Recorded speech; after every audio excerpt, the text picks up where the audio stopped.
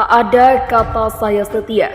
Pakar nilai ada kemungkinan PC bakal lawan Ferdy Sambo di persidangan. Titip anak-anak saya di rumah dan di sekolah mereka masing-masing. Untuk anak-anakku saya belajar yang baik dan tetap gapai cita-citamu. Dan yang menarik memang ada satu kalimat yang tidak lagi digunakan, yaitu kalimat saya tulus mempercayai. Ini yang sudah tidak digunakan. Tidak menutup kemungkinan beliau akan berbeda atau berseberangan dengan Pak FS. Yang sekarang sudah merubah ya istilahnya melawan skenario, ini juga pasti sudah bisa menjadi menguatkan unsur pidana yang disangkakan kepada Irjen Sambo. Ini tentunya nanti kalau meringankan ataupun tidak meringankan tergantung daripada keputusan hakim. Kita bersyukur ya, alhamdulillah, puji Tuhan, haleluya. Artinya apa? Ada aib pidana yang lebih besar akan dibuka oleh dua orang ini. Dan kita berharap sekali nih kliennya Pak Herman Umar ini yang akan berterus terang apa adanya sehingga membuka aib yang lebih besar. Saya tidak merasa bersalah, saya tidak menyesal karena apa yang saya sampaikan itu adalah sebuah kebenaran. Seperti contoh kasus yang sekarang terungkap, yaitu kasus Ferdy Sambo yang telah ditahan. Makar Allah itu adalah makar dari Allah. Mereka berusaha menutupi KM50. Allah balas. Percis CCTV mati. Semuanya. Konversi pers polisi isinya bohong semua. Terus jaksa mau percaya dengan konversi pers polisi tentang KM50, sedangkan konversi pers tentang kasus Brigadir J meninggal itu isinya bohong. Semua terungkap ketika Baradae mengakui apa itu. Pakar forensik emosi Handoko Gani menyoroti pernyataan Putri Chandrawati sebelum ditahan. Menurutnya, saat ini Putri Chandrawati sudah memiliki kekuatan baru untuk menghadapi kasus hukum yang menimpanya. Gani menilai pernyataan Putri Chandrawati sebelum ditahan menggambarkan tersangka kasus pembunuhan berencana itu sudah realistis.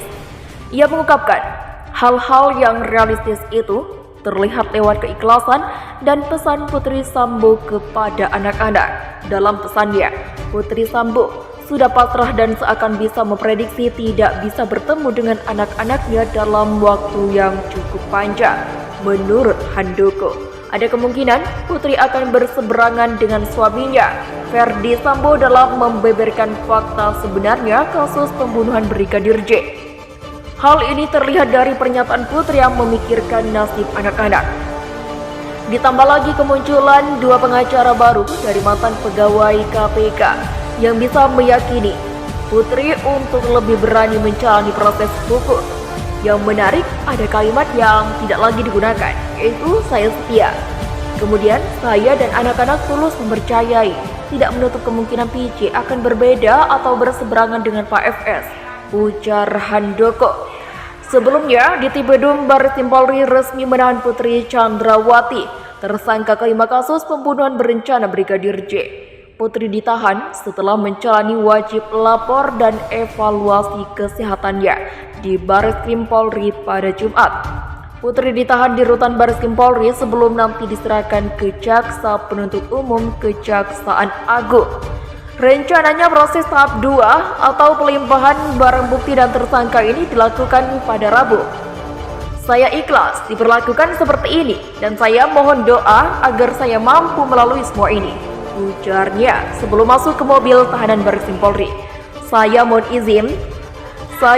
izin titip anak-anak saya di rumah dan di sekolah mereka masing-masing. Untuk anak-anakku belajar yang baik dan tetap menggapai cita-cita muda dan selalu berbuat yang terbaik, sambung Putri. Ibu Brigadir J ungkap detik-detik Brigjen Hendra datang di rumah, langsung tutup pintu, larang pegang HP. Ibunda Brigadir J, Rosti Huta Barat, mengungkap detik-detik Brigjen Hendra Kurniawan mendatangi rumah mereka di Jambi. Hendra yang saat ini masih menjabat sebagai Kepala Biro Pengamanan Internal atau Karopaminal, Divisi Profesi dan Pengamanan atau Propam Polri, datang bersama rombongan pada Senin malam. Di rumah Rosti, keluarga dan sanak saudara tengah berkumpul usai pemakaman Brigadir J alias Nofriansah Yosua Huta Barat. Mereka tiba-tiba dikejutkan oleh segerombolan polisi yang sekonyong-konyong masuk ke rumah tanpa ada kata permisi atau mengucap salam. Tidak ada sopan santun mereka masuk ke rumah. Kisah Rosti dalam wawancaranya di program Rosti Kompas TV. Diceritakan Rosti, kedatangan para polisi itu membuat keluarga dan sanak saudaranya histeris. Apalagi mereka melakukan tindakan-tindakan yang seolah mengintimidasi, seperti menutup pintu dan gorden hingga melarang menggunakan ponsel. Mereka langsung masuk, mereka langsung menutup gorden pintu.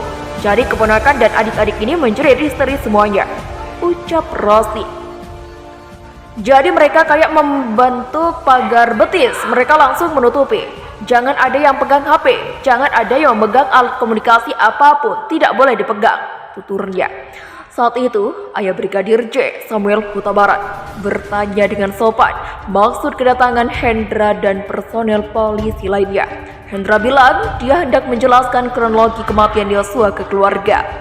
Brigjen Hendra berkata, "Gini loh Pak, kami datang ke sini untuk memberitahu kronologi kejadian ini," ujar Rosti.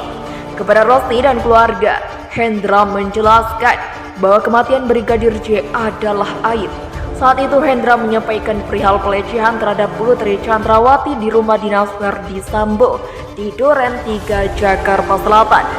Disebutkan bahwa karena tindakan itu, Putri berteriak hingga terdengar oleh Richard Eliezer atau Baradae yang juga berada di rumah. Baradae seketika bertanya ke Yosua peristiwa yang terjadi, namun disambut oleh tembakan. Dari situ disebutkan terjadi baku tembak antara Baradae dan Brigadir J yang berujung pada tewasnya Yosua. Rosti dalam keadaan lemah dan berduka, terkejut dengan pernyataan Brigjen Hendra. Dia yakin putranya tak melakukan perbuatan tidak senonoh. "Anakku melakukan aib, kamu bilang. Saya yang melahirkan anakku, saya yang membesarkan anakku, saya yang mendidik anakku. Jadi saya tahu dengan karakter anakku," kata Rosti kepada Brigjen Hendra saat itu. Rosti dan keluarga tak percaya meski sempat menanyakan bukti dan rekaman CCTV di rumah Sambo. Namun, para polisi itu bilang bahwa kamera CCTV di rumah Kepala Divisi Propam Polri tersebut mati. Rosti merasa dikelabui. Dia bilang bahwa tak mungkin kediaman seseorang jenderal besar tak dilengkapi CCTV. Namun, dia justru dituding memojokkan para polisi. Mendengar jawaban itu, Rosti tak bisa lagi menahan amarahnya. Seketika, dia mengusir Brigjen Hendra dan rombongannya dari rumah. Saya jawab, "Memojokkan apa? Kalau kalian bicara, kami dengar. Kalau kami bicara, kalian bilang pojokkan," kata Rosti saat itu. "Kalau gitu kalian keluar semua," saya bilang, genangnya. Akhirnya, Hendra dan satu persatu polisi beranjak dari rumah Rosti. Namun tak berhenti sampai di situ. Beberapa jam setelah kejadian itu, ponsel Rosti dan beberapa anggota keluarga lainnya diretas. Malamnya langsunglah HP kami diretas semua. Tidak bisa menghubungi siapapun, tidak bisa melihat WA dari siapapun, semua diretas. Itu yang terjadi pada saat itu, kata Rosti. Setelah bergulir selama beberapa bulan, kasus kematian Brigadir J perlahan terbongkar. Mantan Kadif Propam Polri Verdi Sambo diduga menjadi otak pembunuhan anak buahnya sendiri. Polisi mengungkap Sambo memerintahkan anak buahnya Baradae untuk menembak Brigadir J di rumah dinasnya di Kompleks Polri Duren 3, Jakarta Selatan. Setelahnya, mantan Jenderal Bintang 2 Polri itu menembakkan pistol milik Yosua ke dinding-dinding rumah supaya seolah terjadi baku tembak. Dalam kasus pembunuhan berencana, polisi telah menetapkan 5 orang tersangka, yakni Verdi Sambo, Putri Chandrawati, Baradae, Ricky Rizal atau Bribka RR, dan Kuat Ma'ruf. Sementara 7 orang ditetapkan sebagai tersangka obstruction of justice atau tindakan menghalang-halangi penyidikan, tak terkecuali Brigjen Hendra. 6 orang tersangka obstruction of justice lainnya yakni Verdi Sambo, Kombes Agus Nurpatria, AKBP Arif Rahman Arifin, Kompol Baikuni Wibowo, Kompol Cuk Putranto, dan AKP Irfan Widianto.